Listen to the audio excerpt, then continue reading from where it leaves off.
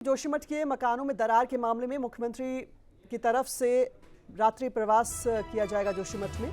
JP Nadda ने मौजूदा स्थिति की जानकारी भी ली है और मुख्यमंत्री धामी से फोन पर बातचीत करके पूरे हालात की जानकारी भी जेपी नड्डा की तरफ से ली गई है। बीजेपी के सभी नेताओं को बचाव कार्य में जुटने के निर्देश भी दे दिए गए हैं। ये बड़ी खबर आपको बता रहे हैं। उत्तराखंड में जोशीमठ में इस वक्त जो संकट बना हुआ है उस पर लगातार कोशिश ये की जा रही है कि वहां रह रहे लोगों को सुरक्षित जगहों पर शिफ्ट किया जाए।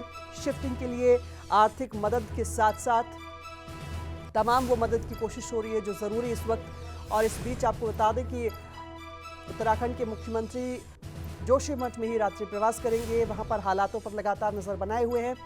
वहीं जेपी नड्डा की तरफ से पूरे हालात की जानकारी मुख्यमंत्री से ली गई है। मुख्यमंत्री धामी से फोन पर बातचीत करके पूरे हालात की जानकारी ली गई है और इसके अलावा बीजेपी के सभी नेताओं को बचाव कार्य में जुटने के निर्देश भी दे दिए गए हैं।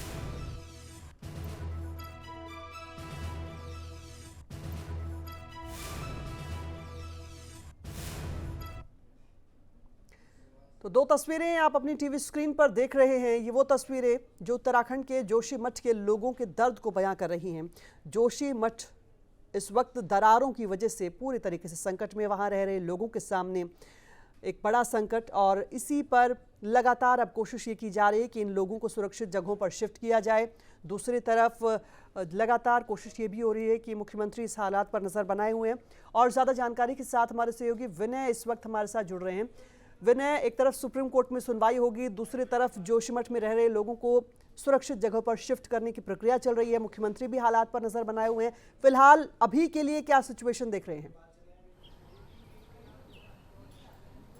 देखिए, अभी जो स्थिति है वो लगातार वहाँ की जो लोग, खासतौर पर जो जोशीमठ में लोग रह रहे हैं, उनके लिए काफ़ी ये जरूर कहा जा सकता है कि दयनीय है, क्योंकि कोई भी अपना घर जिसमें वो सदियों से रह रहा हो, सालों से अपने घर रह रहा हो, जहाँ उनके बच्चे रह रहे हो, उसको छोड़ना नहीं चाहता। लेकिन अब चूंकि मजबूरी है, ये जिस तरह ज़मीन दस्ती जा रही है, दरारें पड़ रही हैं, मकानों को खाली कराया गया है। जोशीमठ में प्रशासन द्वारा कई ऐसे मकान हैं जिनको तोड़ा जाना है, और क्योंकि कई होटल भी उसमें शामिल है, मकान भी उसमें शामिल है, ताकि किसी तरह का बड़ा नुकसान ना हो, उसके लिए तोड़ने की कवायद शुरू होनी है। लेकिन इस सब के बीच बरसात वहां पे आने वाली है, बारिश अगले 3 दिनों में होने की पूरी संभावना है। मौसम वैज्ञानिक कह चुके हैं कि पहाड़ी इलाकों में बारिश होगी, इसलिए कहा गया है कि बारिश के दौरान वहां पे जो मकान तोड़ने हैं या फिर होटल तोड़ने हैं उनको रोका जाए, ताकि किसी तरह से वहां पे ये कार्य संभव नहीं है।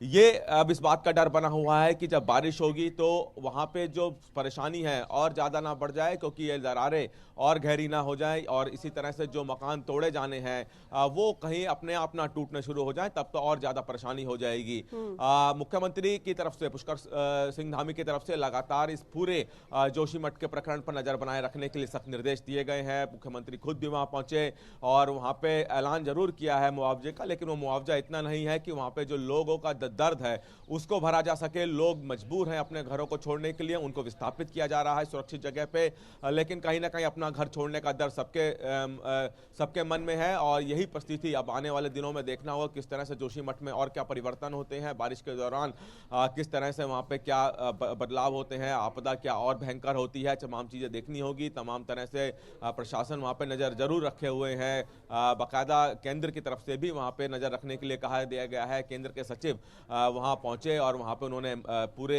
इलाके का मुआयना भी लिया है। और जो एक पैनल एक्सपर्ट का बनाया गया था, उनकी तरफ से ये कहा गया है कि जो जोशीमठ की जो नीचे की जमीन है वो परिस्थापित हो रही है और इसीलिए वहां पे जमीन धंस रही है।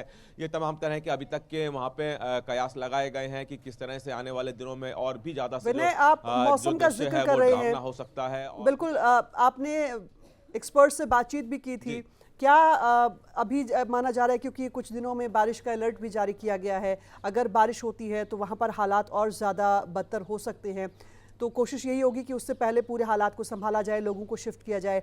इस बारे में क्या कहना है एक्सपर्ट का?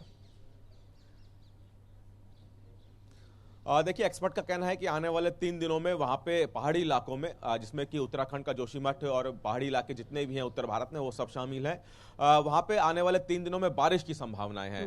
अब होगा क्या कि अगर ऐसे में बारिश आ जाती है तो एक तो सबसे पहले तो वहाँ पे जो काम चल रहा है, जो कि ये कहा जा रहा है कि जो मकान या फिर वहाँ पे जो होटल वहाँ पे प्रशासन द्वारा गिराए जाने हैं उनको रोकना पड़ेगा। और दूसरी बात, अगर वहाँ पे बारिश तेज आ जाती है तो अक्सर देखा जाता है कि बारिश के दौरान खासतौर पर पहाड़ी इलाकों में मिट्टी भी खिसकने लगती है, चाहे नॉर्मल बारिश में। और अगर ऐसे में जोशीमठ में बारिश का प्रभाव तेज हो जाता है तो ज्यादा समस्या इसलिए आएगी, कहीं ऐसा ना हो कि जिन मकानों में या फिर होटलों में दरारें पड़ी हैं वो स्वयं गिरने लग जाए, ये भी खतरा बना हुआ है। इसलिए कोशिश की जा रही थी कि उनको पहले खुद ही तोड़ दिया जाए, लेकिन अभी जब चूंकि बारिश आ रही है कोशिश की जाएगी कि जैसे ही बारिश धीमी होगी उनको तोड़ा जाए ताकि किसी तरह की बड़ी समस्या ना हो।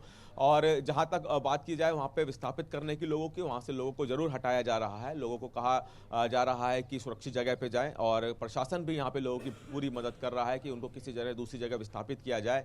ये तमाम तरह की कोशिशें यहां पे चल रही है जोशीमठ में जो लोग रह रहे हैं उनको सुरक्षित जगह पहुंचाने की। लेकिन यहाँ पे जो खास तौर पे देखने को मिल रहा है कि एक तरह से प्रकृति की बहुत बड़ी आपदा है। विनय, हालांकि अभी सभी की प्रायोरिटी ये है कि जोशीमठ को किस तरीके से संभाला जाए, लेकिन इसका एक और असर बताया जा रहा है, ये भी पड़ रहा है कि पर्यटन पर, क्योंकि जोशीमठ से होकर आगे औली की तरफ जाया जाता है। कई ऐसी जगह हैं जहां पर अब टूरिस्ट नहीं पहुंच रहे हैं, जिसकी वजह से वहां रहने वाले जो लोग हैं वो निराश हो रहे हैं। देखिए, जोशीमठ वो जगह है जहां से आप बद्रीनाथ जा सकते हैं। जोशीमठ बद्रीनाथ जाने के लिए जोशीमठ से ही जाना होता है और इसीलिए, और चूंकि एक मठ भी है जोशीमठ, और इसलिए वहां पे जो टूरिस्ट हैं उनका हमेशा आना लगा रहता है। बद्रीनाथ के दर्शन करने हो या फिर जोशीमठ में जो ऐतिहासिक मंदिर हैं उनके दर्शन करने हो तो जोशीमठ इसलिए वहां पे आना लोगों का लगा रहता है। अब लेकिन जिस तरह की आपदा वहां पे आई है, वहां पे जिस तरह से दरारें पड़ रही हैं मकानों में, मकान धंस रहे हैं, जमीन नीचे धंस रही है, तो वो कहीं ना कहीं वहां पे लोगों को जो उनका एक आमदनी का बहुत बड़ा साधन होता था वो तो जा ही रहा है। इसलिए आज देखने को भी मिला कि जोशीमठ में कई ऐसे इलाके भी थे जहां पे लोगों ने सरकार के खिलाफ नाराजगी भी जाहिर की, एक विरोध प्रदर्शन, शांतिपूर्ण विरोध प्रदर्शन भी किया। वो कहीं ना कहीं सरकार के खिलाफ नाराजगी थी, उनका कहना था कि सरकार ने अनदेखी की है। ये कोई ऐसा समय नहीं, क्योंकि ये कहा जा रहा है कि जोशीमठ में ये ऐसा नहीं है कि जमीन आज या कल खिसक रही है, लेकिन ये लंबे समय से धीरे धीरे खिसक रही थी जिसकी तरफ किसी का ध्यान नहीं गया। और शायद यही है कि और भी अन्य कारण थे जिसकी वजह से ये अचानक तेजी से खसकने लगी और आज ये जो परिणाम देखने को मिल रहे हैं वो कहीं ना कहीं सबके लिए दुखदाई जरूर हैं।